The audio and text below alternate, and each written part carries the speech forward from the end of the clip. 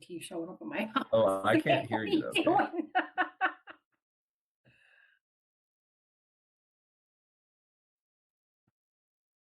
Oh wait, I have my sound down. That's why. Oh, now I should be able to hear you. We made it. We're all on. We're all on. Hey, it is working.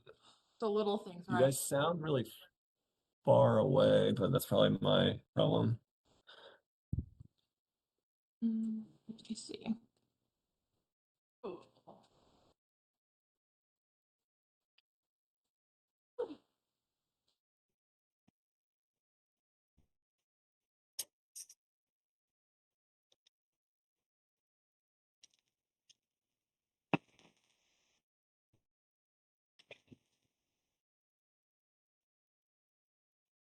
All right, let's see.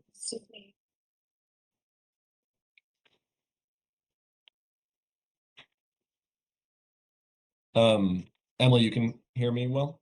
Yeah, I can hear you. Okay, cool. I can hear you too. Okay, good. I just haven't heard Kate yet. You're on mute, Kate. Unmute yourself. Hello. Ah, there we go. Excellent. Thank you. Kate, you're And we usually got 5. Yeah. Kate, you're used to me running the show here and unmuting people. Yeah. Oh, Kate, did you share your slides because you want do you want me to be the slide clicker for you? Yes, please. I forget how it went last time. Okay.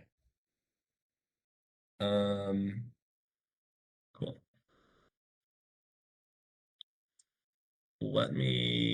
That might involve, is it okay if I save those slides as a PDF and just have it open? Like you don't need. No, that's fine. It's like my 12 slider, abbreviated. Okay. It's not different than it was last time, was it? Shouldn't be. Should be the same one. Okay. Okay. Okay, great. Then I already have it on my desktop. Awesome. Yeah. All right.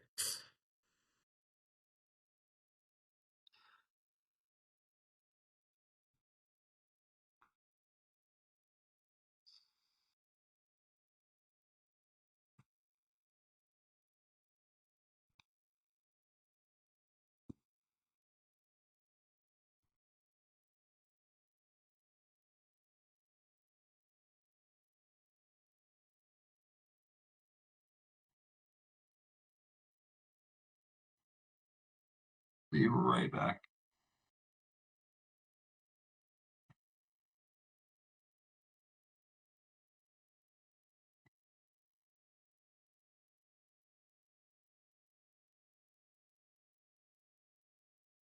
What's your morning like tomorrow?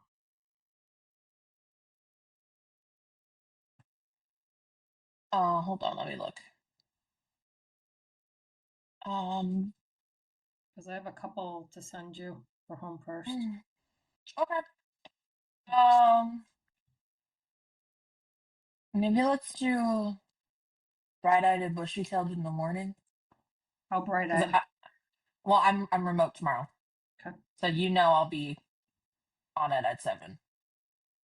So. Yeah, I'm free before 10 o'clock and then free after 10:30. Let me do 9. Okay. Emily. How do I accept yes to this meeting?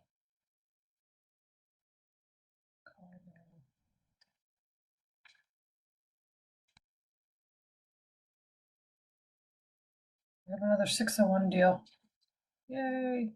Oh, yay.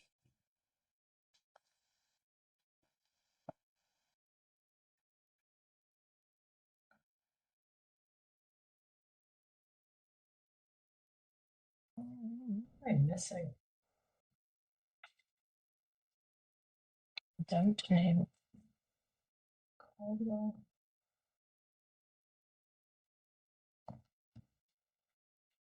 Go look.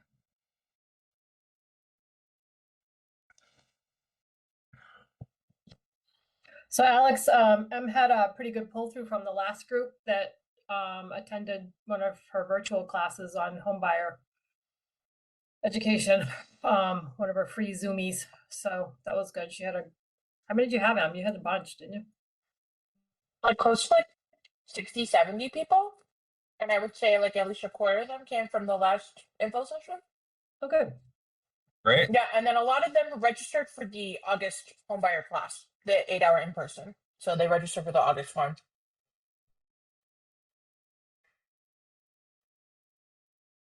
So, and then I think we're getting new income limits because Section 8, they just published the Section 8 rent standard. So our new income limits are upon us.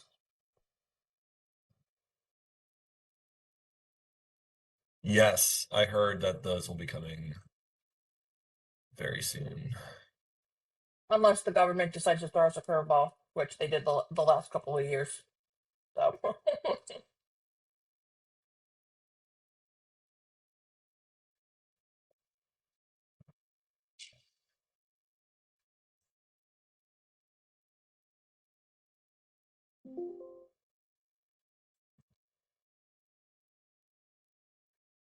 Wow, there's 29 people already. Cool.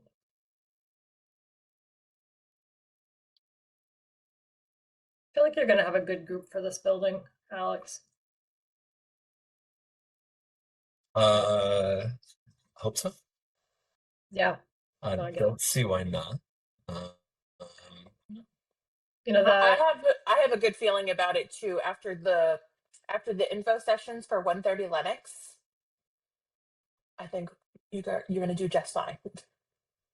Great. What project was that? 130 Lennox is Renaissance Plaza. Oh, okay, yeah.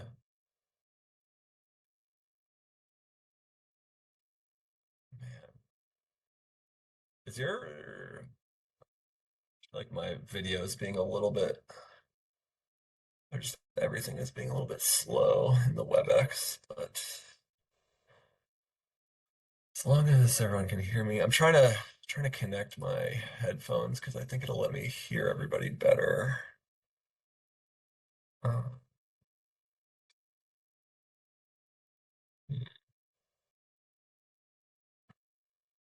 oh, output volume, that's maybe why.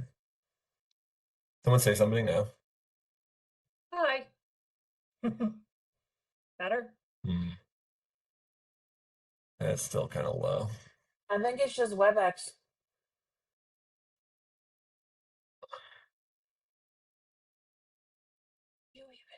Yeah, I'll do it without the headphones, so that's fine. Okay, we're at 6:30, so might as well get going.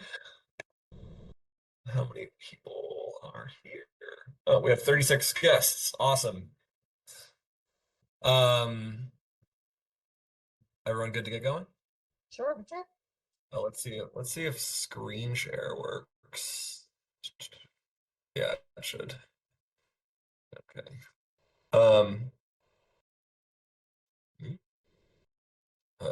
My machine is slow though. Anyways,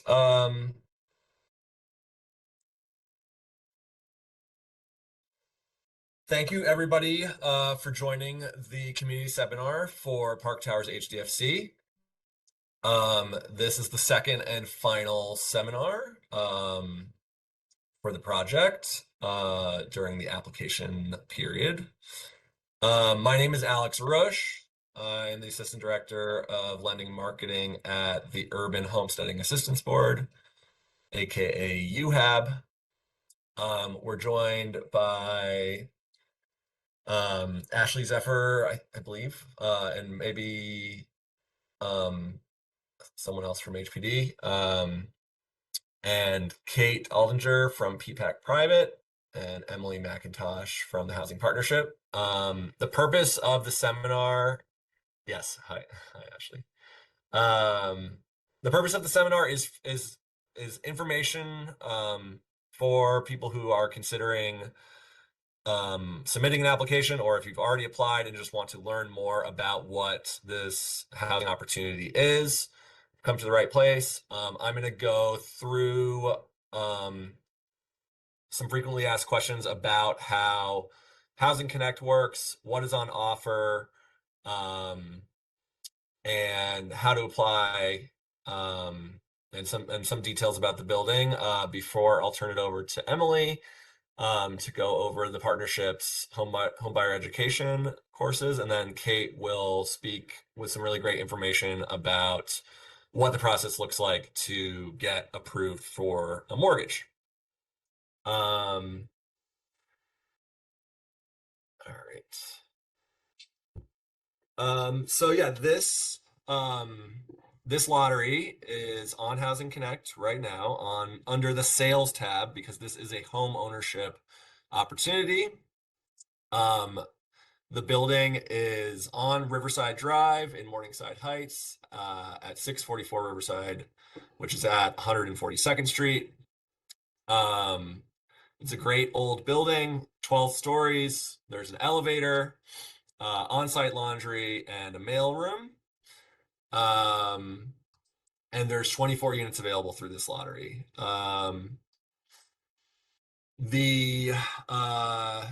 The building was renovated through HPD's third-party transfer program. The sponsor is Settlement Housing Fund. They were the owner of the building during the renovation process and put forth the plan to convert it from a rental into a cooperative, which will happen after the lottery. So some important things just right from the get-go for people who are thinking about applying. You need to be a first-time homebuyer to be eligible. If you or anyone in your household has previously purchased real property, any interest in real property, you are ineligible. So you need to be a first-time homebuyer, and you need to meet the eligibility criteria in the chart that we'll look at on the next page, which matches the information that is on Housing Connect and was in the paper ads in the newspapers. There's 20 more days to submit an application on Housing Connect or through the paper mail. And what is available are 9 one-bedrooms for $100,000 and some change, 9 two-bedrooms for $112,000, 2 3-bedrooms for $124,000, 3 4-bedrooms for $138,000, and 1 5-bedroom for $156,000. The square footages range from 500 square feet for the 1-bedroom, 900 for the 2, 1,100 for the 3, 1,400 for the 4, and 2,100 square feet for the 5-bedroom. We can only, just due to capacity and the number of people who apply, only people who, after the lottery is run and everyone has been assigned a random log number and we begin processing the list in the random order, only people who are found preliminarily eligible and at the top of the list will be able to see the units. The building is pet friendly, as the rules are currently written. It's a smoke-free building. And so if you are all here, it means you probably saw this in the newspaper or on Housing Connect, so you should have seen some version of this chart, but I'll just walk everyone through what to look at and what's when you're thinking about applying. So for each size unit, the HPD, the city, has a set number of people who of household sizes that can be matched to that unit. So if you are interested in a 1-bedroom, your household size needs to be 1 to 3 people. If you have 4 people, then you would not be able to take a 1-bedroom, but you could take a 2, a 3, or a 4. And yeah, you just want to make sure that your entire household's income fits into the minimum and maximum. So if you are called for the lottery, you will work with the marketing agent and they will vet your income. They'll request your tax returns, your pay stubs. If you're self-employed, you'll need to show an estimate, a projection for the year and previous tax returns. But everyone in the household's income will be looked at and everyone together cannot be over the number that's listed for the number of people in your household.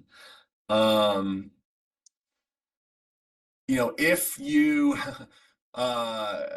if you are applying for your family, you should coordinate with your family members so that you are submitting one application. You don't want to submit one for yourself and then have your partner or a child of yours submit another one with the same people listed. That is grounds to be rejected. So yeah, you want it, one application per household is the way to go. Because this is home ownership, the other thing to look at in here is the sort of fourth column to the right, or fifth column, which is the asset limit. So in addition to looking at the household's income, the marketing agent will be looking at everyone's assets. So that's savings, your money in your checking account, cash, any investments, funds that are in a retirement account or a specifically designated college savings account are not counted towards the asset limit. But basically all other assets for everybody in the household cannot exceed the number in that column for the limit. But on the other end of that, we need to see that as a general rule, you should have about 10% of the purchase price in assets for the down payment on the purchase. And then you'll need actually a little bit more than that for the closing costs that you'll need to pay the bank and any attorney fees. So really you want to budget for a little bit more than 10% to have in available funds to use for the purchase. And yeah, aside from you have to be a first-time home buyer, and then once you're found eligible, and then you go and get a loan with the bank and you close and actually purchase the unit, you need to make that your primary residence. So this is not an investment property that you can buy and rent out to other people. It is designed, for the people who are getting approved through the lottery to live there. And so, yeah, some Q&A stuff. What if my household is too small or too large for the unit that you're looking at? We have to go by the chart. Because there's a range of apartments available here. A lot of different household sizes can be accommodated. But whatever is left, by the time we get to your application will be what's available. And yeah, so your household needs to fit the household sizes in the chart. Income, unless you're self-employed, when we would be looking at your net income on your taxes on a Schedule C or elsewhere, unless you're self-employed, for employed people, we're going to be looking and using your gross income when we're doing the calculation. And so, yeah, another question that always comes up with HDFC co-ops, you only need to be income eligible.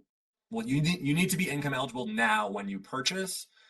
If your income changes after you've already bought your shares in the co-op, that's okay. You do not need to recertify your income when you're living in this kind of housing. You just need to be eligible at the time you purchase. Again,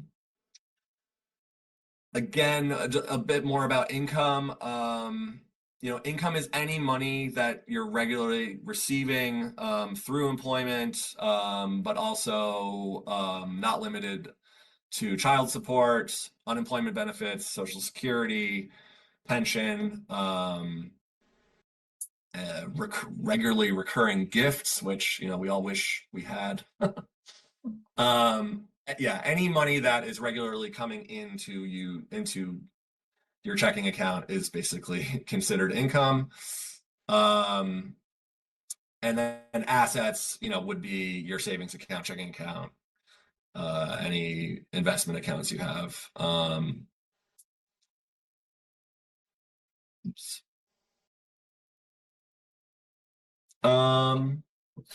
So yeah, what if you have enough income for the maintenance, but your income doesn't fall within the income bracket? We, as the marketing agent, we need to, your income needs to fall in the range. So, and the ranges are set up to make sure on the lower end that you can afford without being housing cost burdened, the maintenance fee plus the anticipated mortgage payment. That's what the minimum is set up to do. And then the maximum is a hard line. If you're found over income, you're over income. And the way that we do it is we will collect your most recent pay stubs, your most recent tax return, and in some cases we may have to do employment verification. And generally, the highest number is what is used to determine your income. So just a bit more about how the lottery works. The lottery is not first come, first serve. It is a lottery where at the end of the application period, everyone who applied on Housing Connect, those applications will be merged with any paper applications that were received in the mail.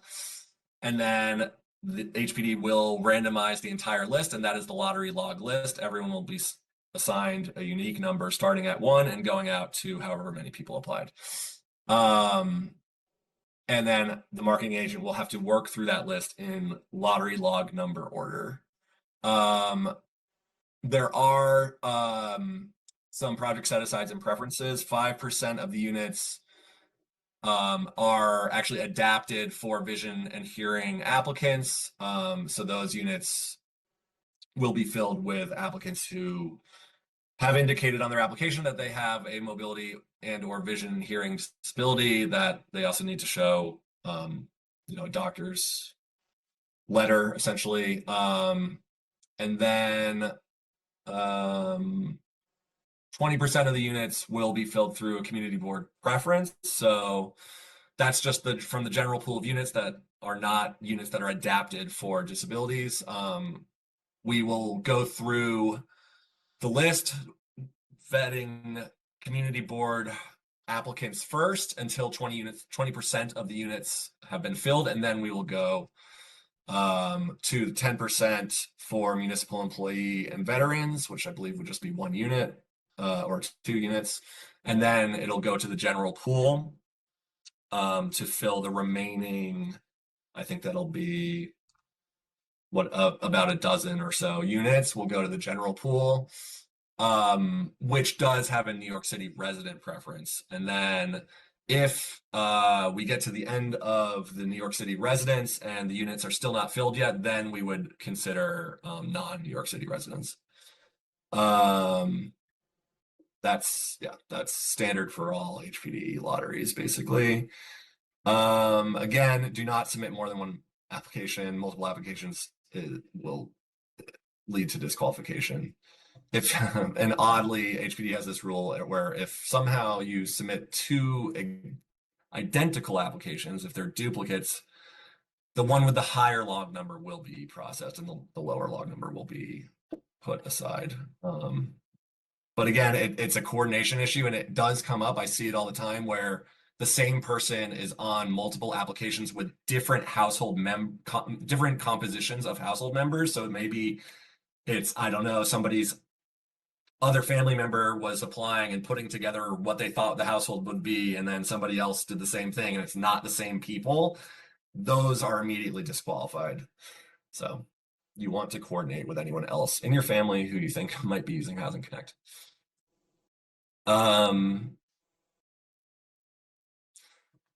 Let's see. The first time home buyer thing is straightforward. No one in your household can have own property anywhere, including outside the country. That is HPD's rule. And so the financing, which Kate will get way more into, some great information. But yes, as part of our vetting process, we need to see as a general rule that you have 10% of the purchase price available for a down payment. And a little bit more than that to cover any closing costs and attorney fees. Generally, a bank is going to want to see that those funds are seasoned, meaning that they didn't just show up in your account, that they're clearly yours and you don't owe that money to anyone else. HPD does allow that 50% of your down payment may be received as a gift. You would need to have a notarized gift letter from the person who would be giving you the gift. And then, yes, there is New York State Affordable Housing Corporation grant funds that are allocated to this project, and everyone who gets approved will be eligible for a certain amount up to $40,000 that will go towards their purchase, which is great. So in addition to paying your monthly payment on the mortgage that you get to purchase, if you get a mortgage, which most people will, you are also, as a shareholder in the co-op, you will be responsible to pay the maintenance fee, which goes to the co-op corporation itself and covers the general operating cost of running the building. Think of maintenance fee as your version of rent, but as an owner.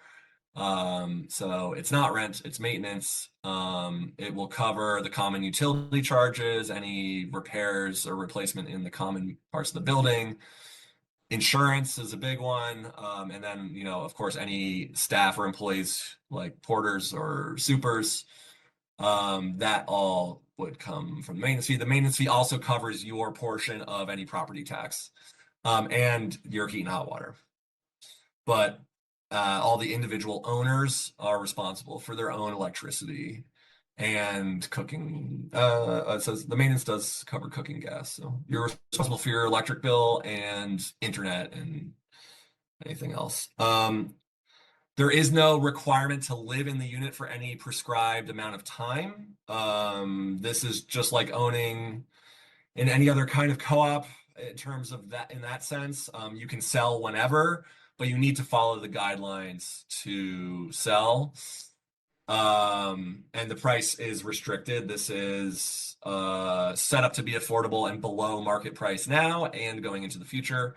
So it is set up so you will basically make a modest profit, but you can't turn around and sell it for whatever the market will bear.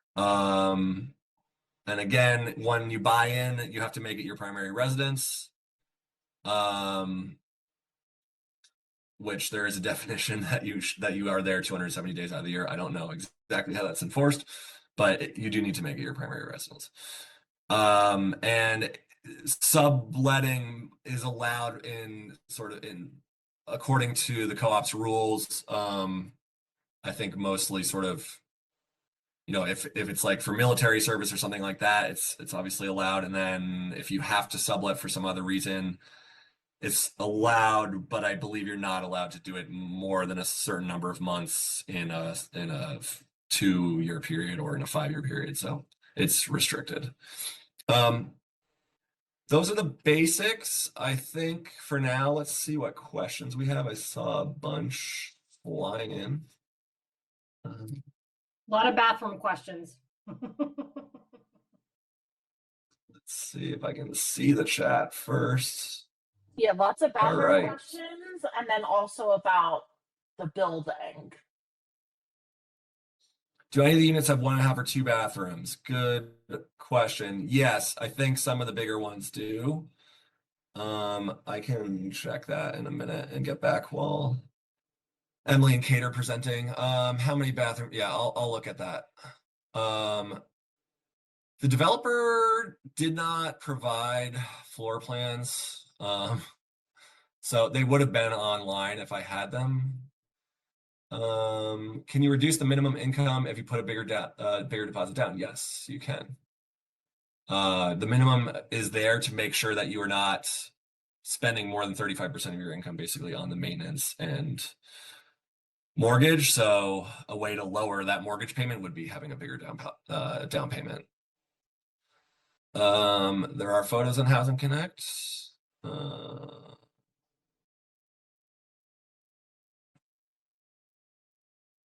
If you just started working and don't have a W-2, I mean, that, well, from my perspective as a marketing agent, we would just, use the information that we have, which would be your pay stubs.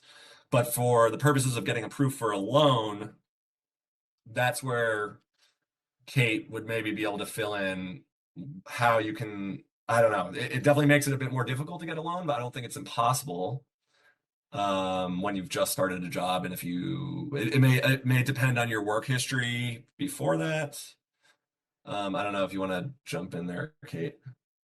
So if you're just out of college, hypothetically, we would need your copy of your college transcripts, your offer letter, and 30 days of pay stubs. When you say you just started a job, I mean, just as in like last week, or, have you been there for less than a year?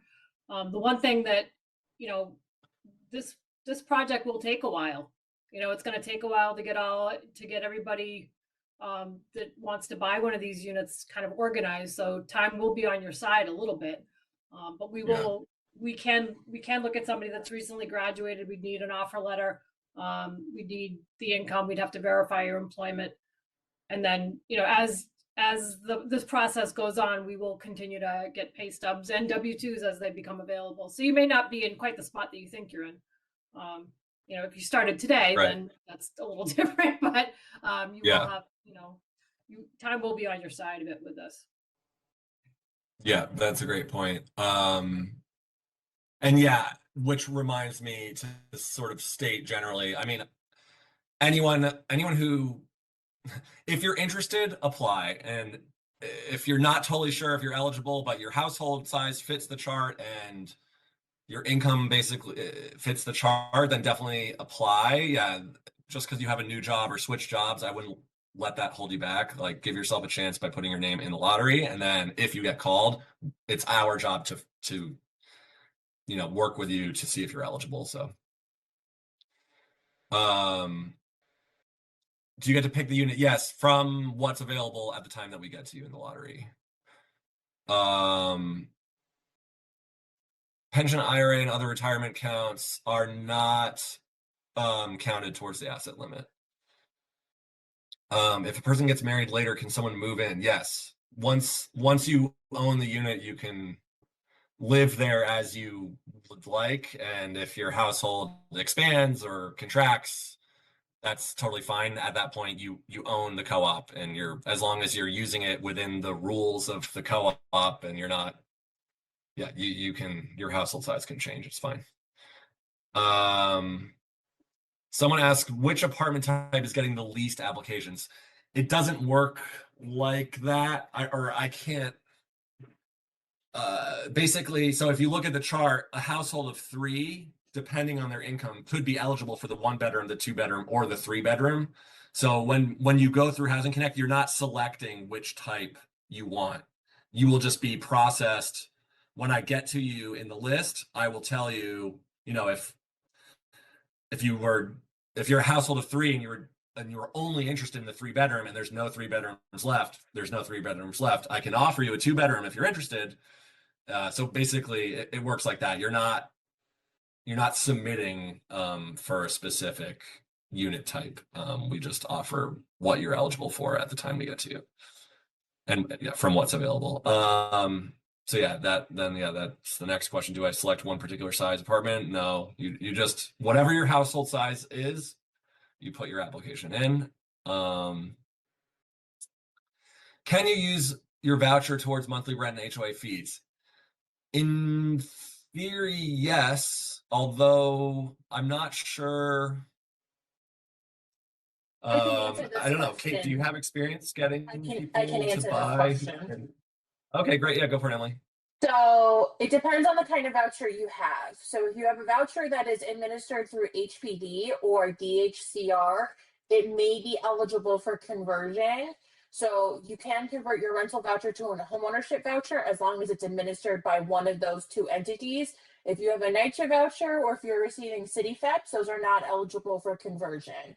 So, but if you do have a DHCR or an HPD administered voucher, you need to contact your case manager and also talk to your FSS coordinator because you may be eligible to convert it and you can start that process. So, but it works the same way that you would do, you know, how you pay your rent and there's the rental subsidy. It's the same way it works with the mortgage. That's awesome. Thanks, Emily. Someone asked if you'd be able to look at the co-op's financials if selected. Yes. You'll be able to look at the offering plan, with all, you'll be able to look at all of the corporate documents, and yes, you can, we would be able to provide, or the sponsor would be able to provide the financials for you to review. I just wanted to add one thing, when we're talking about maintenance fees, one of the things that we are seeing, especially in the past year, is the cost of master insurance policies for co-ops has gone through the roof. So a portion of your maintenance is the property and liability coverage for the building. And when I say through the roof, Emily and I were talking about this about a week and a half ago. I had a policy on a building that her and I had done quite a bit of business in, and their policy for the building, because it was a good sized building, went up $360,000 for the property and liability, which is an enormous increase. So just, you know, when you're looking at maintenance, you have to understand that, you know, water utility costs for these buildings have gotten extremely expensive, as they have for everybody else, and insurance costs have gotten obscene. So just kind of keep that front of mind when you're looking, you know, at maintenance fees and how that maintenance fee is broken down. Insurance is taking a mighty chunk out of the maintenance right now. Yeah, it's unfortunate but true. Great question. Someone asked, other than the 24 apartments, what's the status of the other tenants? Are they renters? Yes, everyone is currently a renter, but they will also be buying along with the people who we are finding through the lottery. When a co-op converts, everyone who is already living there is made an offer to buy into the co-op as well. They're considered the insider purchasers, and then the vacant units are the outsider purchasers. So this lottery is to find purchasers, to find the outsiders to come in and purchase the vacant units. But everyone living there was made an offer to purchase, and I believe almost everyone will. Is it true co-op was bought back by NYC? If yes, how does? No. So someone's asking if when you sell the unit back to the city at a subsidized price. No, you sell the unit to the next buyer directly. But yes, it is, the price is controlled or restricted by the terms of the regulatory agreement, and that it is an affordable HDFC. But you're not selling it back to the city.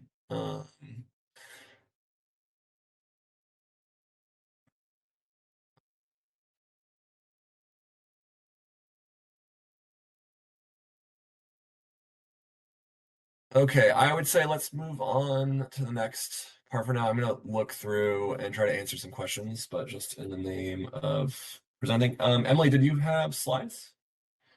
Yes, I just have my PDF documents. I'm going to share my screen real quick. Oh, which one do I want to start with first? Okay. All right, we're going to allow. All right. Can everybody see my screen? Yes, no, maybe so? Yep. I can. Awesome. Awesome. All right. So my name is Emily McIntosh. I am the Director of Homeownership Education at the New York City Housing Partnership. I am also a HUD certified housing counselor.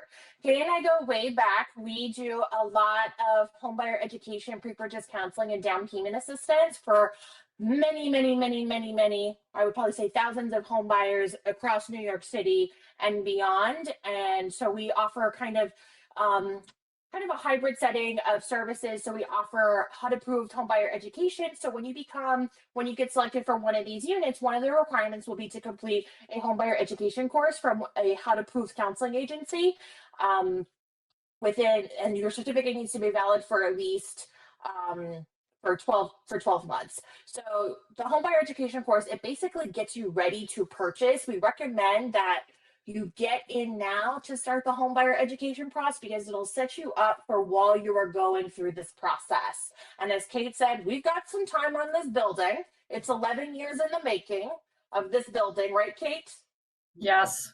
11 years in the making. So we definitely recommend enrolling into homebuyer education. The first step is we kind of have this warm introduction orientation class, which is Home Buying 101, where we go over the various we go over the various down payment assistance programs, such as Home First, Sony May, some lender credit programs, and we invite one of our participating lenders that works with all of these various programs and that is well versed in deed restricted properties.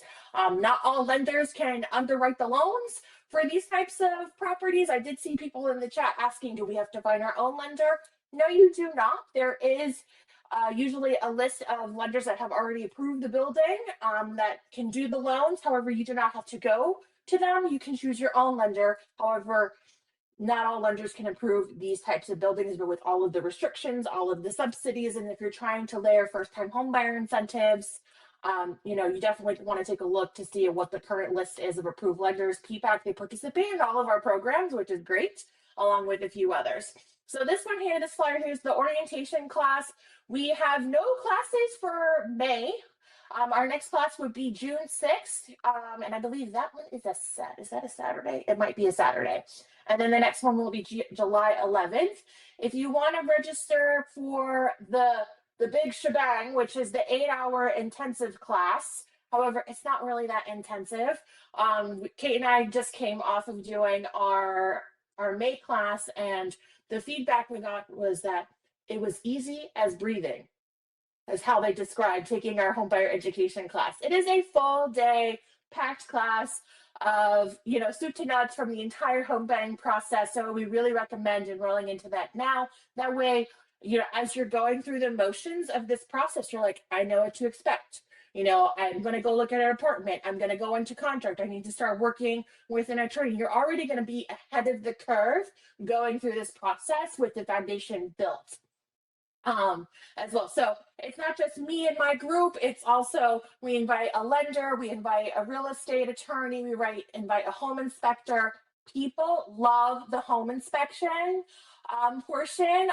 It's one of my favorite segments because our home inspector comes in with live pictures of like real cases, and we're like, what did the owner do? So it's a packed class. The next class will be August 1st. Registration is starting to fill out, so get in sooner rather than later. This class will go. If you don't make it into the August 1st class, then you go into the October 3rd class. Our classes are done on a one-day format, so we don't torture you guys. We're doing multiple weeks, multiple sessions. We do a one-day, and then we also feed you breakfast and lunch. So definitely check that one out. And then this one fulfills the requirements for all of the programs and for this. And then if you're interested more about housing and what is available, I'm going to drop a shameless plug for our Pathways to Housing Expo that is happening at the end of June, which is right around the corner, believe it or not. So that's going to be at the CUNY Graduate Center, where everybody in the industry, from lenders, housing providers, municipal agency offices, are going to be attendance. Attorneys, real estate brokers, insurance, home inspectors, they will all be in attendance, and we will have breakout sessions on specific key topics. So if you want to know about the ABCs of home buying, there's a breakout session for that. If you want to know how to access affordable housing, I see a couple of people have questions about, you know, issues with the Housing Connect application. This is the go-to here. So it's a full day there. All of our classes and all of our programs are available on our website. So if you just go to housingpartnership.com, you'll see everything there. I'll drop everything in the chat. I know in the last session, people wanted to flip-flop between the different flyers to scan the QR codes. I'll just make sure to drop that into the chat. That way you guys can go look at it later. Kate, did I miss anything? Do I need to add anything? No, I will say this, the 8-hour classes, they are a labor of love between Emily and I. We work really, really hard to make these classes great. So if you are interested in attending, we would love to have you. We have a little bit smaller space than we've had in previous years. So I think our capacity is, what is it, 16 something Max. like that? Yeah, Max. a max of 16. So if this is something that you want to attend, I do encourage you to grab a spot, whether it's August or October, because they do fill up quickly. And this is, again, this is the HUD certified class, so there is a cost to attend. M does give you a break for couples. And just know that I think the textbooks are what, $80 a piece. So you know, you get the holy grail Bible of home ownership at this class. It weighs up, you know, it's like going back to college. So you know, the materials are expensive. It very much is. And then also, once you complete your home buyer education class, then we schedule your follow-up counseling. So all of our pre-purchase counseling is delivered free of cost. So during one-on-one counseling, we talk about you and what your goals are. We're looking at credit. So we're doing a soft pull tri-merge. So now is the time to get your financial house in order. We pull credit, it's a soft pull. So what we see is what the lender sees without any hard inquiry. So if you got to work on some stuff, now is the time to get in front of us as well. So the pre-purchase counseling, all encompassing, we go over credit, we go over financials. We're also triaging for eligibility for down payment assistance programs. And then the other thing is we simulate affordability. So we can look at the advertisement for this building and simulate what your anticipated housing payment is going to be all in, assuming down payment assistance, your down payment, current market interest rate, and what the current maintenance is. So it's all encompassing, and then counseling is continuous. So you're with us through the end of the process and even afterwards. Sometimes our clients don't ever want to leave us. All right, so I'm going to pause there. Awesome. Thanks, Emily.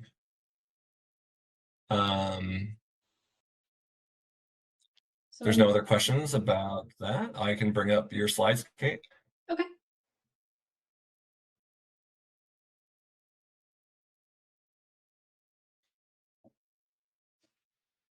All right.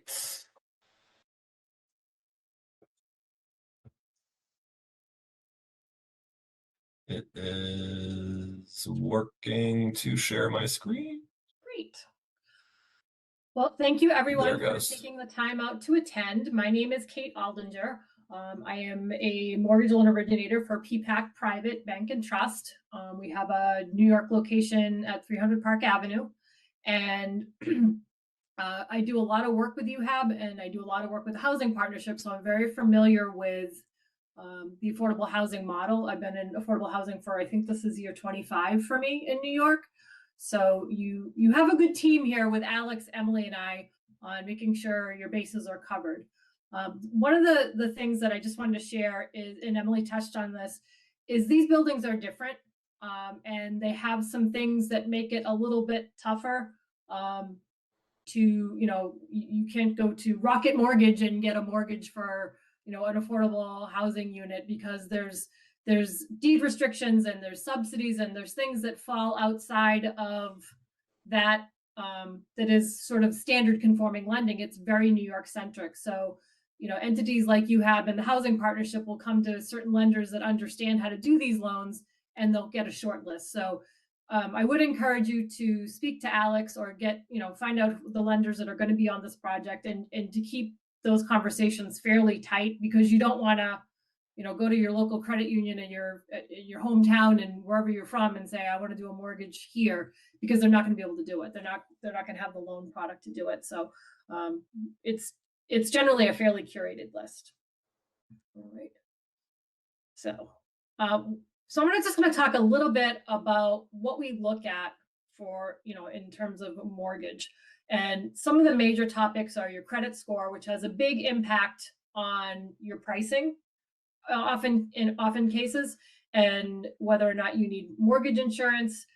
It also can affect your homeowner's insurance costs. So having a good solid credit score, which, you know, if you're working with Emily, she'll make sure that you are, you know, your credit scores are in good shape. Down payment can affect a lot of things. That certainly affects the amount that you're going to pay, because the bigger your down payment, the smaller amount they're going to be financing. We're going to look at your employment history. We like to see historically at least 2 years history of employment. If you're changing jobs, but it's in the same industry, that's helpful. There are some caveats that, as I said, if you've just graduated school and, you know, we have your school transcript, that is, you know, certainly allowable. And then we're going to look at, you know, things like your debt to income ratio, which is a fancy way of saying what your total income is before the taxes are taken out for Social Security in New York State and wherever you're living, what that gross number is divided by whatever your mortgage payment's going to be. So, you know, that's going to be a percentage. So if you make $10,000 a month gross and you've got a $3,000 mortgage payment total, that's 33%. So those are just sort of basic dynamic, you know, information. And, you know, if you've got a lot of debt on your credit report and a lot of payments, that's going to make those numbers higher, where you have is going to have some parameters for what the debt to income requirements are going to be. Okay. So I just saw somebody say something about retirement income, but we'll get into that in a second. So next slide. So just so you know, in terms of home buying, it takes a village, quite frankly. And so, you know, the team that you're going to want to have in place, you're going to have a home ownership counselor, such as Emily. In this particular case, it's not so much a real estate agent as a marketing agent, which is what Alex's role is. I would be the lender. You're going to have an attorney that's going to represent you, and then the bank also has an attorney. And to add things, you know, just to mix things up, the seller of the building is also going to have an attorney. So there's all sorts of attorneys floating around on these deals in New York. There's going to be a home inspector, which, you know, Emily chatted a little bit about. We actually have somebody that's very, very good and is very good at doing the affordable units. An appraiser will come in who is the difference between an appraiser and a home inspector. A home inspector is going to come in and look at kind of like a checkup for the property. It's going to look and make sure that, you know, electrical's fine and nothing's leaking, whereas an appraiser is hired by the bank and they're going to make sure that the property is worth what the contract price is. Okay. A surveyor doesn't really so much apply in this situation because it's a co-op. And then you're going to need an insurance agent to obtain what they call an HO6 walls in policy. So for those of you that have renters insurance, it's a very similar type policy and underwritten very similarly. Because the building has a master policy, the policy that you will take is from your walls in, okay? So what does this process look like? So you're going to go through the HPD process, which is what Alex talked a little bit about. You're going to get selected.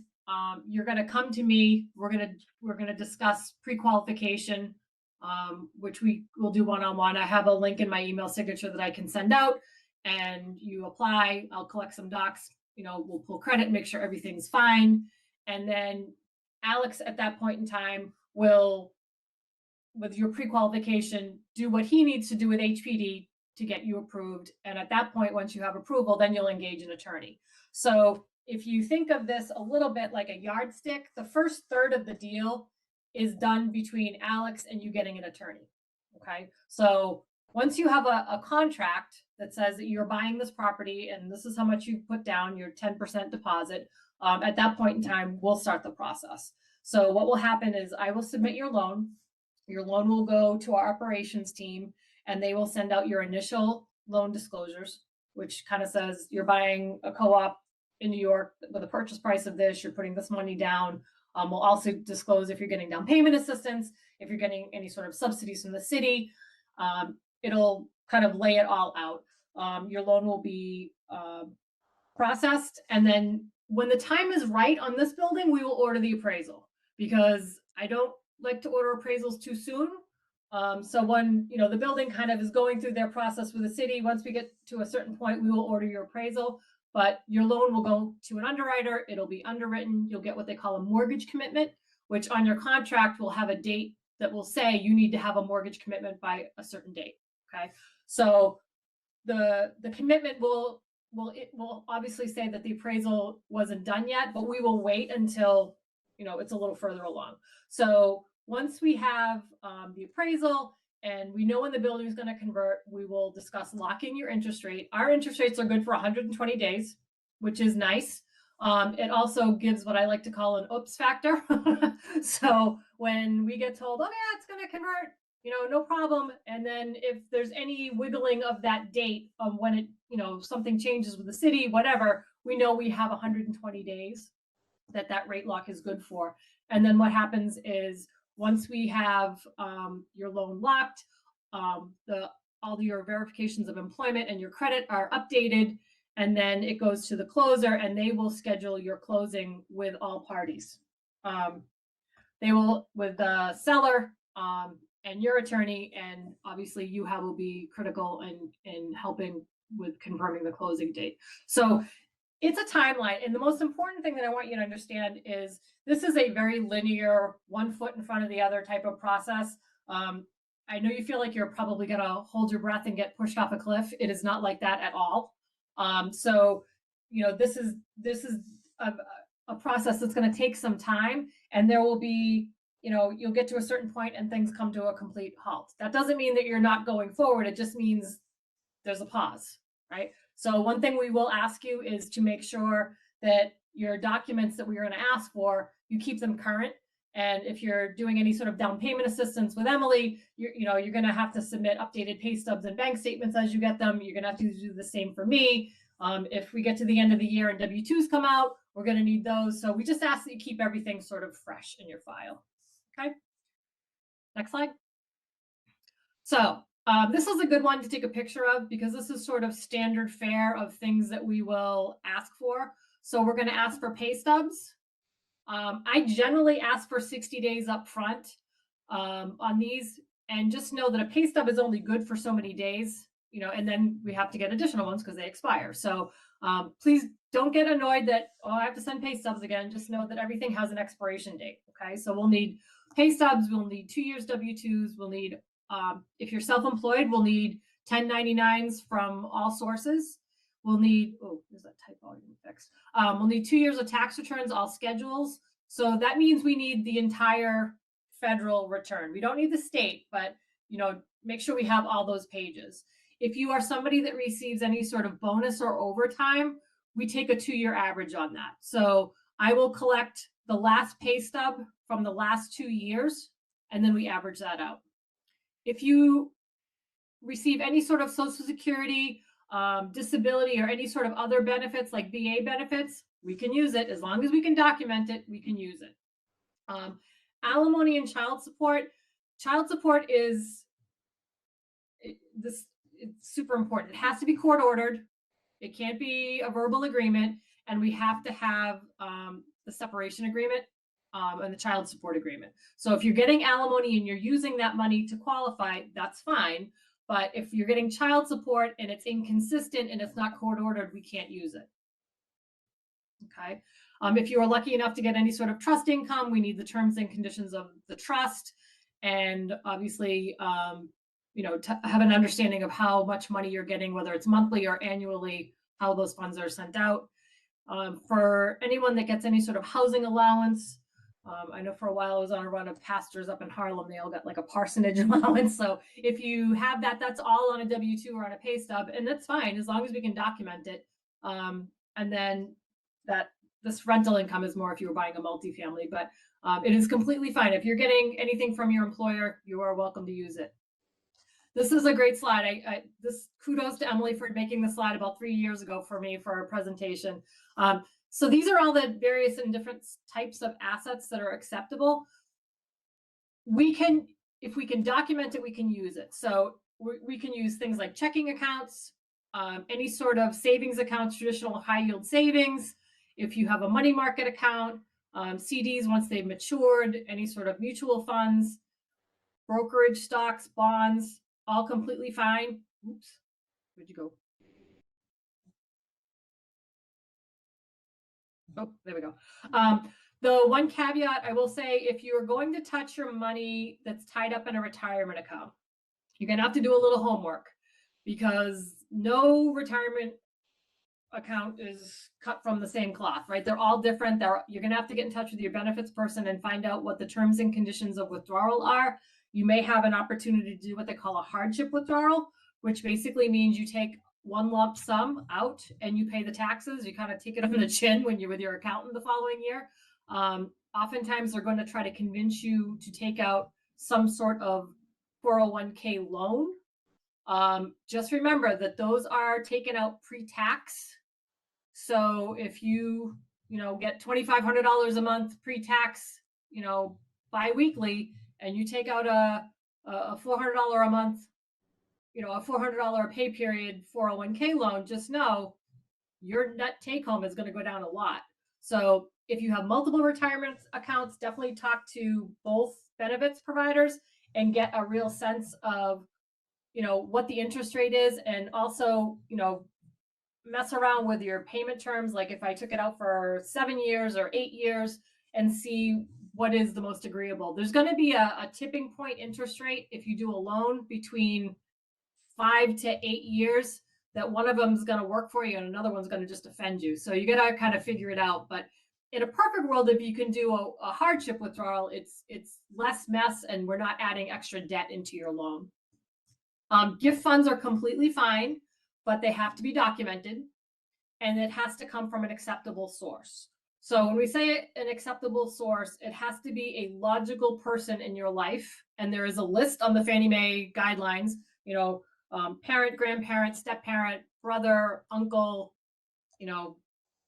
there can be acceptable forms, but, like a brother to me, or, my ex-boyfriend from 5 years ago kind of situation, that's not okay. So my neighbor, so there's an actual, if you're going to get gift funds and we think the source may be a little bit left of center, we will actually cut and paste you the Fannie Mae guidelines for who can give you what. Down payment assistance and lender credits. So a lot of these units would be eligible for the HPD Home First program, which Emily will get into when you sit down, but there is the ability to get 20% of the purchase price, the lower number after the subsidy, up to $100,000. So on a $300,000 sale price, assuming a $300,000 even number, which they're not, it would be $60,000 in down payment assistance.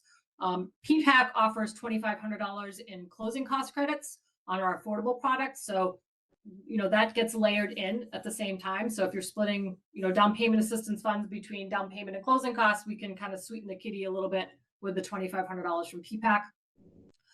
And then crypto, as of right now, is a big red no-no. If you have crypto funds and you think you're going to do this, I highly encourage you to liquidate those funds and put them into any of the other accounts sooner than later. And part of the issue is with crypto, if you look at the statements, there is no statement. There's no name on it. There's 4 digits to an account number. It is cryptic. So statements have to be, if you're looking to convert, say, the end of the year, you're probably going to be by June or so, you're going to want to liquidate those funds and have them into a more traditional type asset.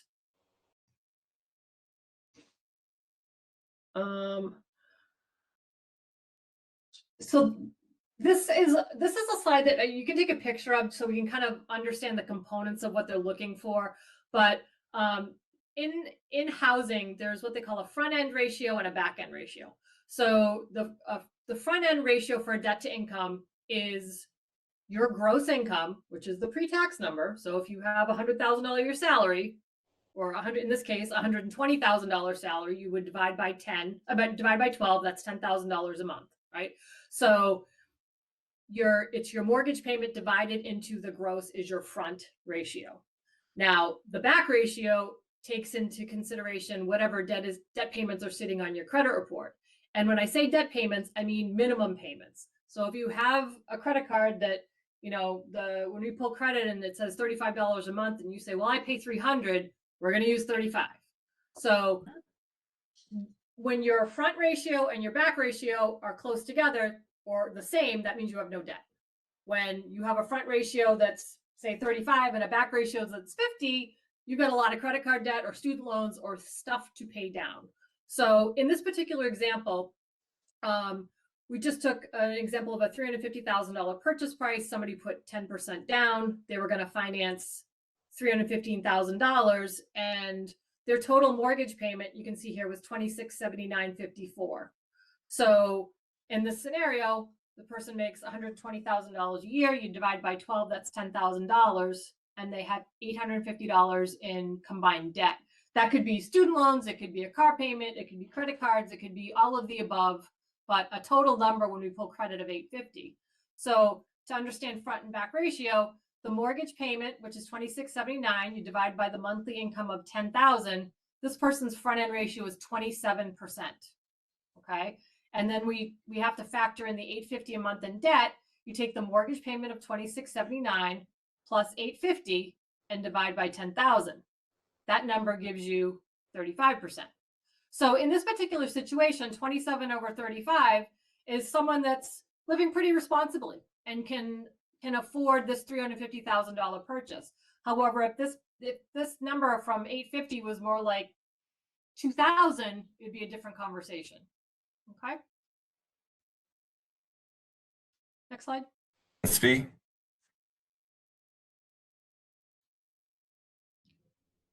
Could you hear me? I can. Next slide.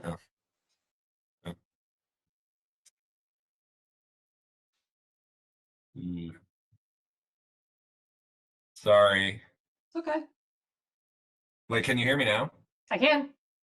Okay. My computer is totally crapping out. But I also I was just asking, I don't think you could hear me. The front end includes the maintenance fee plus the mortgage, right? Correct. It's all inclusive in this 2,679. Yeah. Okay, my screen is currently blurry because my computer is misbehaving. Is it clear on your end? I'm on the affordability screen. Wow. I think we might have skipped one, maybe not. Okay, so there's two different. Hold on, I can go back if we skipped one. Okay, it was the affordability screen. Now we're here. Okay. My computer seems to not be so slow now. Okay, that should be good. Okay, so go forward one slide. Here we go. So there's two. One more slide? Yep, no, right here. It's good. So there's two major groups of mortgage. Back one. Go back one. I guess we're lagging. I think it has crazy lag. Sorry. That's okay. You wanted the types of mortgages screen. Yep. So there's two major buckets, if you will, of mortgage types. There's fixed rate mortgages, or oftentimes you'll see as conventional mortgages, which basically means it's, in this case, it would be a 30-year fixed, which means the payment is calculated over a 30-year term and the interest rate does not change. Once your interest rate is locked, it will not move over the 30-year period. Any of the properties through Housing Connect must be a fixed rate mortgage.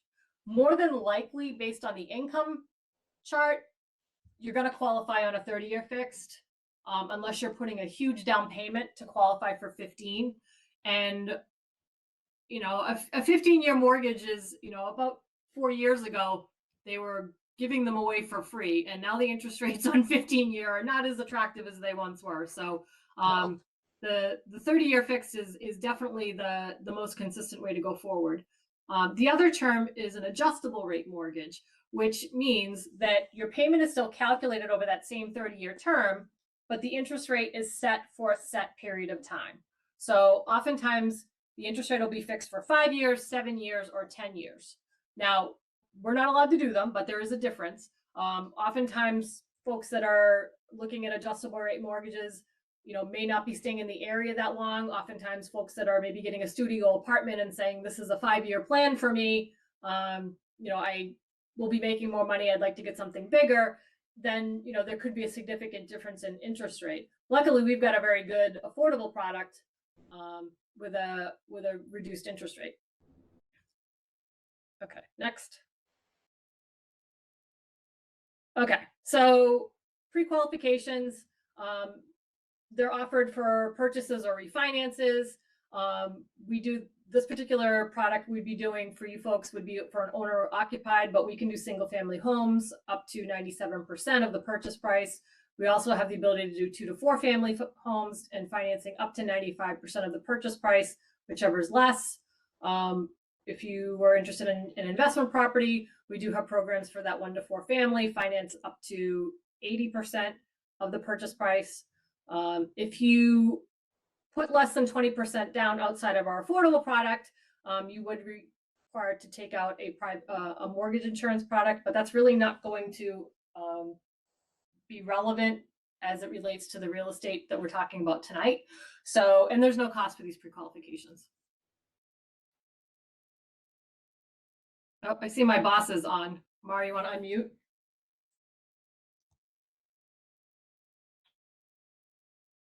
Yes, no, maybe not.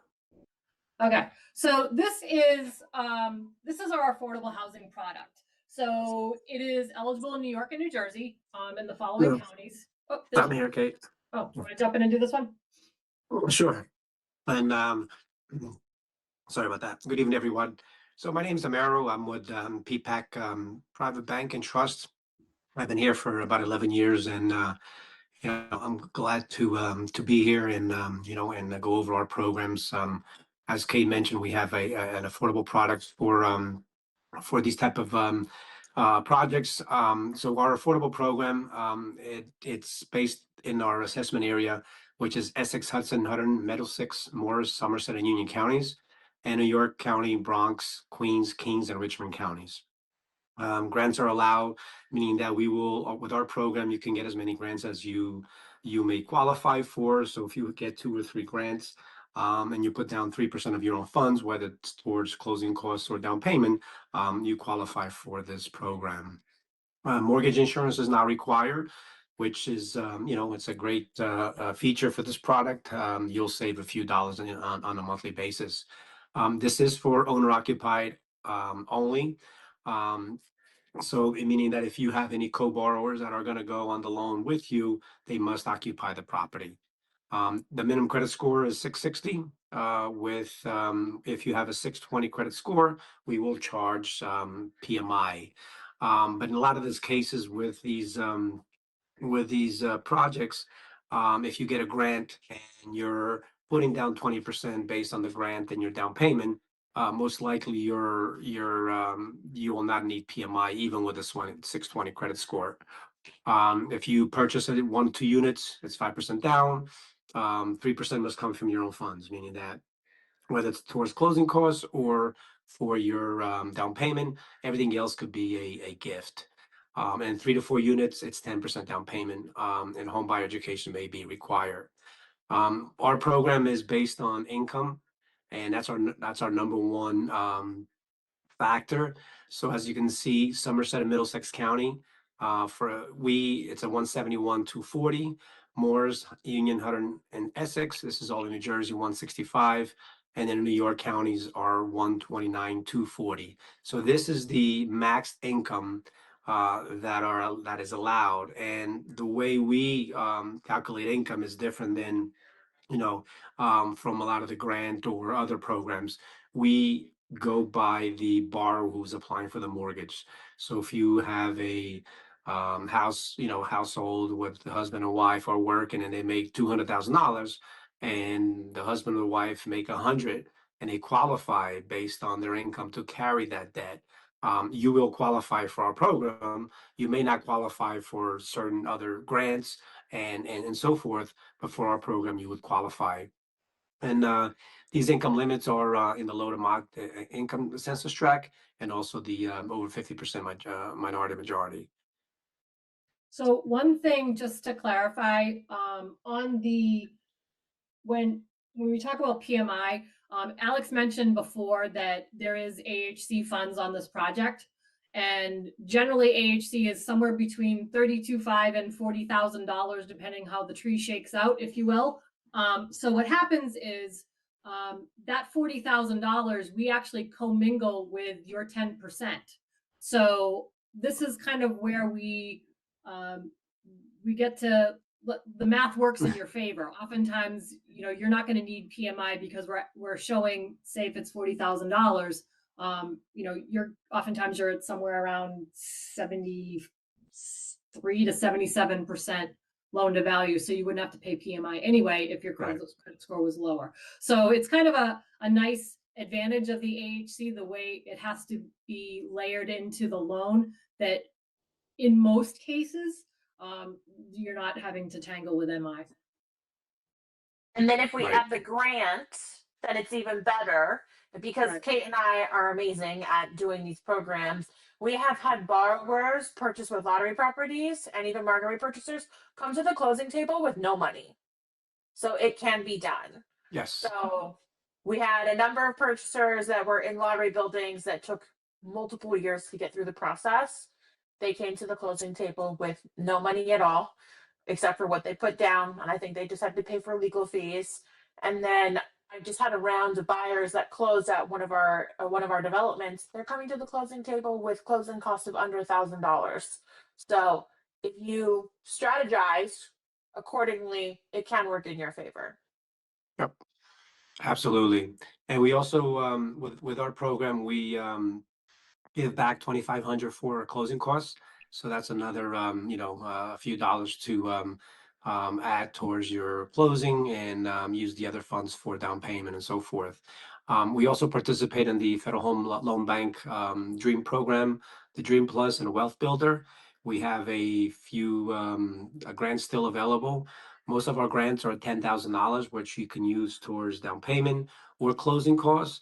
Most of the times we use it for the closing costs, outside of, if you have to lower your monthly payment to qualify for the DTI.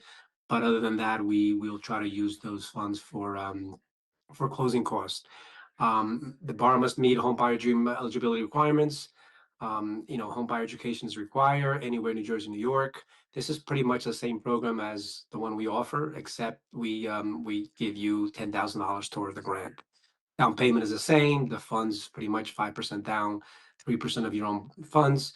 No mortgage insurance.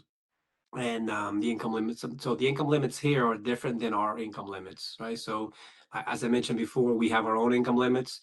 Each entity, whether you get a grant from us or from anybody else, they will have their own income limits. Same thing as with the max debt to income ratio. Ours is 45%, where a lot of these lottery properties, they could be 32, 35, or 37. So you may want to check with everyone. But for the mortgage side, when you come to us for the mortgage, we allow it to go to 45% on the debt to income ratio.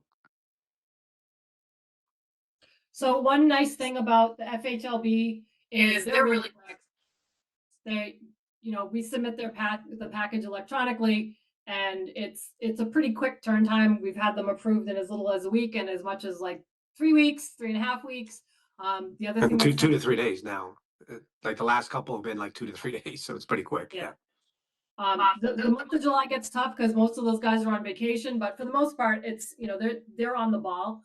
And then the other thing that's nice is that as a bank, we actually front the money at closing and we get reimbursed post closing. So there's no waiting on a wire. There's nothing kind of hanging in the wind with these. It's a very smooth process on the closing side. This slide I'm going to ask you to take a picture of because this is sort of best practices of what to do, what not to do. I know Alex is giggling because this used to be the 10 commandments of home ownership that we cleaned it up a little bit.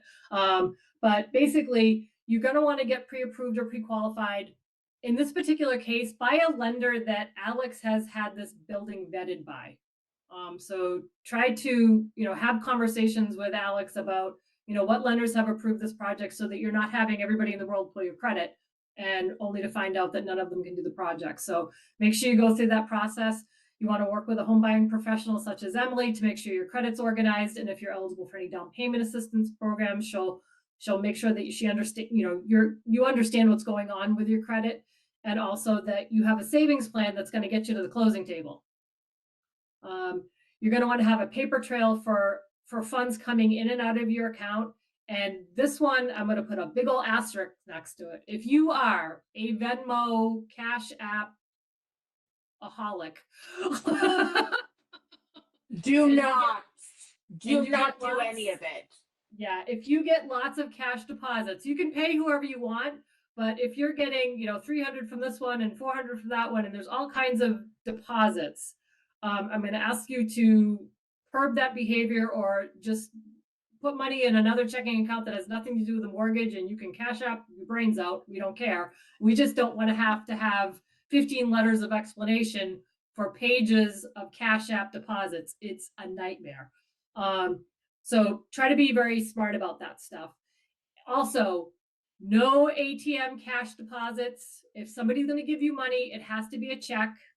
It has to be deposited. It has to be an approved cash donor, gift donor on that list that we talked about for, acceptable sources of who can actually give you gift funds, because there's nothing worse than seeing on a bank statement a $5,000 ATM deposit or a teller deposit for cash that's, quote unquote, coming from your mattress or the shoebox in your guest room, right? So you want to be very mindful of how you're using your checking account. Please maintain your current job and income. I know this is kind of have one shot at the apple on getting qualified for the real estate, but you don't want to, in the middle of this, a month before closing, before conversion, change jobs, and we're kind of rushing for pay stubs, and maybe it could make you not eligible for down payment assistance anymore because they're going to continually ask for pay stubs. Keep good records. Definitely put a folder on your laptop or your desktop that, to stick pay stubs and bank statements and hold on to everything. Thoroughly encourage you to get a little notebook and write down all your questions. And if it's an Alex HPD question, or it's a down payment assistance question, or a lending question, or, an attorney question, if we can't answer it, we will point you in the right direction to get the answer you need.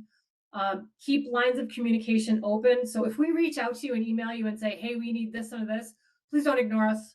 We're asking because we need it. And the quicker you provide us these documents, the quicker we can work behind the lines. There's a whole lot of communication behind the lines, especially on these conversions that happen between, Alex and Emily and myself and the attorneys, that, we keep you out of some of that, but just to keep things moving forward and keep it smooth. In this particular case, we want to make sure you're pre-qualified so that you know what you can actually afford. I know there was a conversation about maintenance fees. Maintenance fees are an issue, right? And we want to make sure that you qualify, and there's certainly some parameters with HPD about making sure you can afford them. Don't think you're doing this alone. It definitely, you have a team in place, and we will help you through all of it. And just know that you're not doing this by yourself. Please do not open or close accounts that appear on your credit report without letting us know. If you have a credit account, say you've had a credit card that you've had for years and you don't use it, don't close it. Because if you close it, it's going to take a huge piece of your credit history off your bureau, and your scores are going to drop. So kind of leave everything very status quo on your credit report until you close. It's certainly, if there's any suggestions, when Emily does a soft pull, she will guide you through that about, maybe things you can tweak here and there, but you definitely don't want to close anything or open excessive accounts. And with that comes one of my pet peeves. Please don't go furniture shopping before closing, or buy a car or a boat, or, don't try to keep yourself under control. Now, after closing, by all means, the next day you can go out and knock yourself out of Pottery Barn or Crate and Barrel and buy whatever you want. But one of the last things that we do before the closing package goes out is we verify your employment electronically, and we also confirm your credit scores. And if all of a sudden there's $10,000 worth of furniture that wasn't there the week before, it could sabotage your whole deal. Okay. Again, make any large deposits into your account other than your paycheck or other consistent deposits you get, whether it's quarter to child support or any sort of benefits. If those are the deposits you're getting every month, that's fine. But one of the first things when auditors come in to a bank, and whether it's, a state audit or a community lending audit or fair housing, the first thing they look at is bank statements, and they want to see if there's any abnormal behavior in terms of deposits. So please avoid making large cash deposits. If you're getting gift funds, I will say this: if you have the funds given electronically by wire, it will save the anguish of asking grandma or mom and dad for a copy of their bank statement, because on yours, it'll show the wire transfer information, which will satisfy the underwriter, as opposed to if you get a check, then we need front and back of the check, and we need your bank statement showing the funds deposited and their bank statement showing the funds leaving the account. So if you are getting gift funds, I highly encourage you to avoid that hornet's nest with your parents if you can. And then, try not to make any major changes such as quitting your job or changing jobs. If it does happen, if you are, getting another job or something happens, let us know, because we're going to have to update some things and certainly confirm that you're still eligible for any sort of down payment assistance, or that you're still eligible for our loan program, because we're going to confirm all this information right up to closing. So this is a good one to take a picture of. And this is the PPAC team. Oh, next slide. Which has my contact information, and Amaro's if you prefer, support in either Portuguese or Spanish. He is bilingual and more than capable of assisting. And that's how you reach us. Thank you for having us. Thank you. Awesome. Thank you. Thank you, Kate and Mara.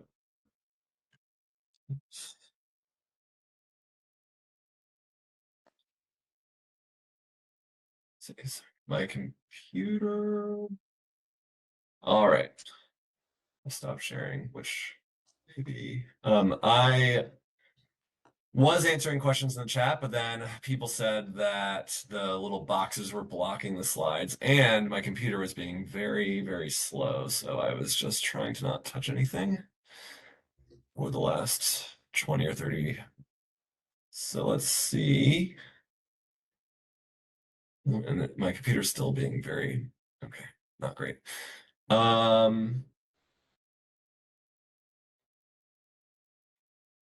So people were asking, is that, yeah, your credit score minimum is 660, Kate? Mm-hmm. Great. One person, a good question that I should put in the Q&A because it always comes up. Does the board need to interview each person? No, there is, with HPD, Affordable Home Ownership Projects, there is no interview at all. HPD does not want to be involved with anything resembling an interview. So if you are found eligible by the marketing agent, and then can get approved for a loan, you will be made a contract of sale and an offer to purchase. There's no interview after that. Someone asked, is their niece considered an immediate family member? That's a good question. And it is, the answer to that is on HPD's website in the marketing handbook. I think they changed that one because I remember years ago trying to help somebody who it was just someone and their niece, and it was kind of tough showing their relationship. But I was looking at this recently and I'm pulling it up right now, what HPD's definition of a household is. And this is, if you Google, no one's going to want to do that, but if you Google HPD marketing handbook, you can find all the rules there. Oops. And I think to take a step further, if you have guardianship over your niece, then she is considered part of your household. Oh, You yeah. just need to provide the guardianship documentation or the custody.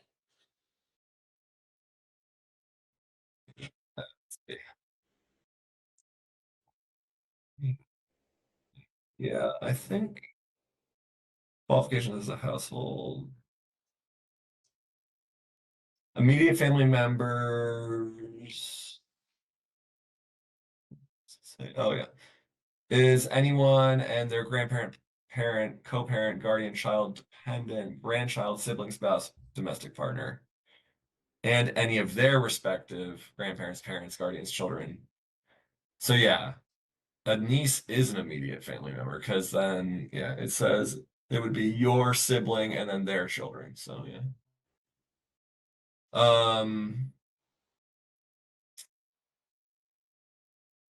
But yeah, I mean, if you're, it should be fine. If you're already a household, then I mean that's fine because you're all on the same address. But if you're in different places now and need to move in together, I believe that should be fine with a niece, according to that definition.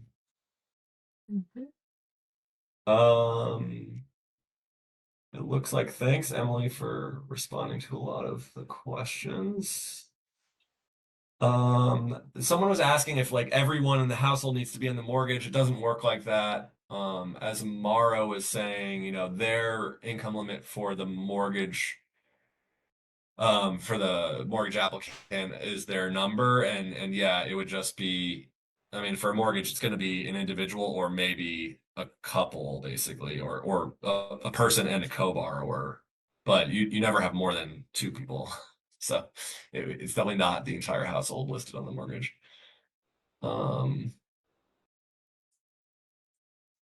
So if there's two people on a mortgage application and the credit is very different, one borrower has very high scores and the other one does not, we're going to use the lowest middle score. So hopefully the person with a higher credit score has enough income to qualify. You know, there will be, we don't necessarily, you know, we may, for HPD's purposes, they may be counting that other person's income to qualify for the real estate. But if we can make the mortgage work with a higher credit borrower, we're going to do that. So it definitely, if we can keep it, you know, with one borrower, especially if the other one's got credit issues, we want to be mindful of that. Yeah, as Emily stated earlier, you know, it's important to you know, start early with the process. So, you know, when we see the entire picture as far as, you know, whether it's two or three borrowers, when it comes time for a mortgage, we will analyze, hey, you know, we have three borrowers, but maybe we only need one with a higher score, as Kate's mentioning. If someone has a lower score and we don't need the income to qualify, they can still go on title, but we will pick and choose who we need just to go on the mortgage to get the loan done. Right, they can be on the contract of sale and on the ownership docs, but they're just not on the mortgage. So, and we see that a lot, you know, if it's a couple and, you know, with a young baby, maybe mom is staying home. She can be on the ownership doc, she can be on the contract and the stock certificate and the proprietary lease, but if she's not working, that's fine. She can still be on the ownership docs.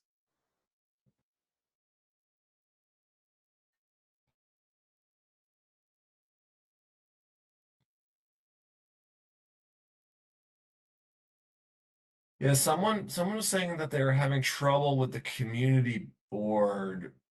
I don't think that as an applicant you need to worry about identifying yourself as already living nearby or in the community district. That's determined by your address. So that shouldn't be an issue. I'm sorry that if you had some problem applying.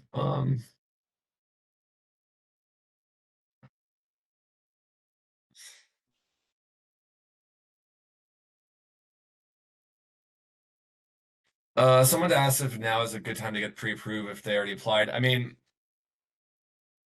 I think now is a good time to go to the classes that Emily described and like learn more about home ownership and what to do. But in terms of getting pre-approved specifically for Park Towers HDFC, that doesn't make sense because, well, 10,000 people have already applied, so you know it doesn't make sense to do work when you don't know if you're going to be selected. And we're 11 years in the making. We're 11 years in the making to get to this point. So I know that there were questions about how long is this process going to take, Alex? Can you can you give an estimated time frame?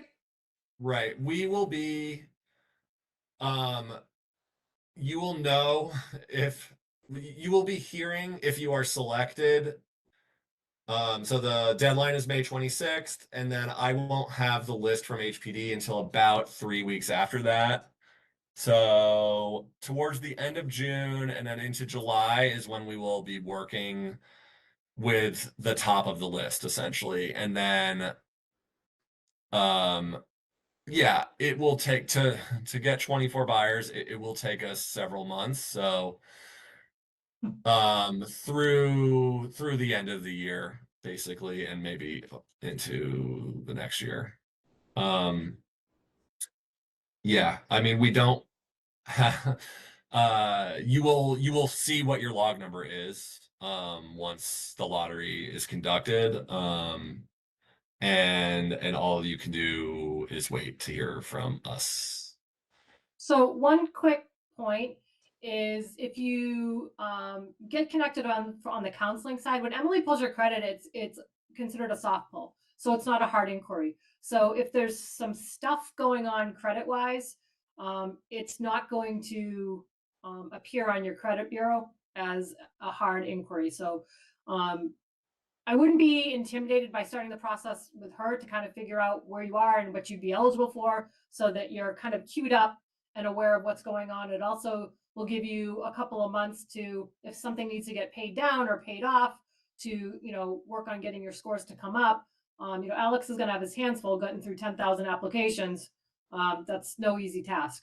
So, time is on your side, but if when Emily pulls credit, it's not an inquiry. When I pull credit, it is. So, I definitely have a lot more confidence when I know that, your credit's fine, everything's fine. Let's wait till we're a little further along before I actually have to pull it, provided that you kept everything the same. So it's kind of a nice, a smart spot to start from, knowing that you're not going to have a hard inquiry as opposed to, if you just went online to Bankrate or something and started applying for pre-qualifications. Those are all going to be hard inquiries.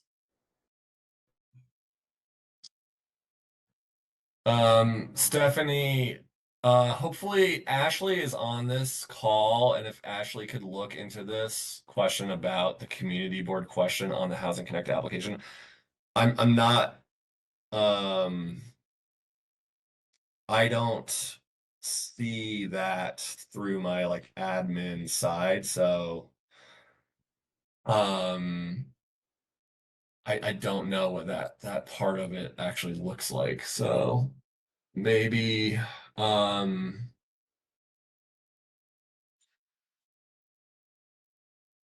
yeah, if I'm not sure the best way to address that, but HPD, okay. Ashley responded saying it could be a technical issue, but you could send a screenshot to Housing Connect email. Can you share what that email address is, Ashley, please?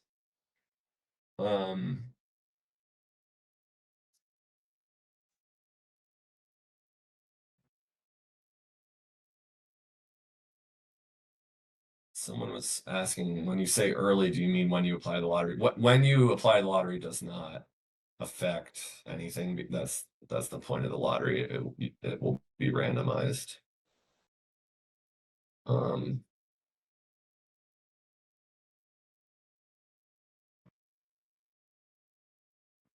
Maintenance fees in new co-ops, from what I understand, are anticipated to go up generally about 2% a year. I'm not 100% certain what this co-op's set up to do, but it is generally a good practice for maintenance to go up to account for costs that go up. But ultimately, it is a co-op, and once it converts into co-op, if the board and the membership of the co-op change that, so it'll be up to the co-op to decide what is responsible for them to do and how to raise the maintenance fee. I don't think that it's mandated by the regulatory agreement. So Ashley shared the email address to send for any technical issues for Housing Connect. It's nychousingconnect@hpd.nyc.gov. So Stephanie, I would try sending the info with your issue to that email. Hopefully they can help you. The taxes on this co-op, I believe they will have some sort of tax break that lasts the life of their regulatory agreement. I'm not sure if they have a full tax exemption or if they're paying damp tax cap, but the tax structure for the co-op is set in place for the next 40 years because it's tied to the regulatory agreement, and regulatory agreements are 40 years.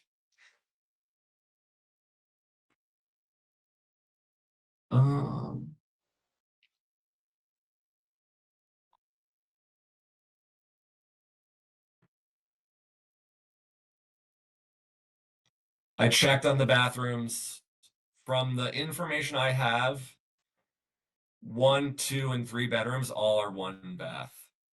And then the couple 4 bedrooms, and then the 1 5 bedroom.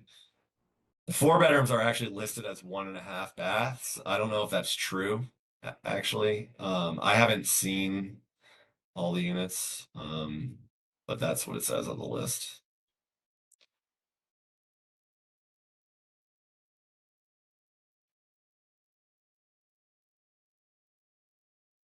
Oh, someone asked about, yeah, you can, when you own shares in an HDFC co-op, you can will them to a loved one upon your passing, like any other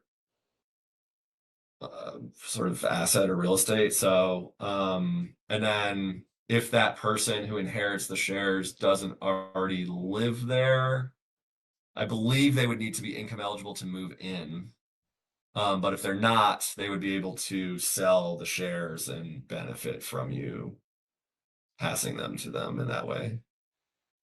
And someone, yeah, this is a good question. Maybe Kate or Emily knows. Can you keep your name off the public record with regard to ownership in a co-op? So Like on I have Acris? Yeah. So I've had judges. So I've worked with judges where they're actually protected under statute. So their name, you cannot actually search their name on Acris. And it's all handled by power of attorney. So there are specific, job titles where your information is scrubbed for protection purposes. But what if you wanted to do it for personal reasons? That You I'm not don't aware think of. so? No. Yeah. It's an interesting question, though.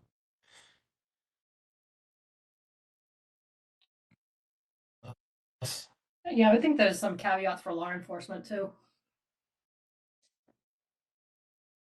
The 1 bedroom are about 500 square feet. Someone was asking. I feel like the questions have more or less tailed off. Stephanie, sorry. When will the property be ready? I mean, the renovation work is done. It's just a matter of the lottery being conducted, and then me and you have getting the minimum number of outside buyers ready to purchase, and then which I believe is 50% of the vacant units, and then the co-op will actually convert. All the insiders will become owners. The outsiders who are lined up will purchase. So for us to get 12 people, their timeline is to convert the co-op within 2026. So I hope that answers your question. Pets are allowed. I don't know. I haven't seen the floor plan, so I don't know what in different units the living room, dining room situation is. I mean, it is an older building that, from just my anecdotal experience, the layouts in these kind of apartment buildings are usually good. The building is 93 units total. 24 of the units are vacant.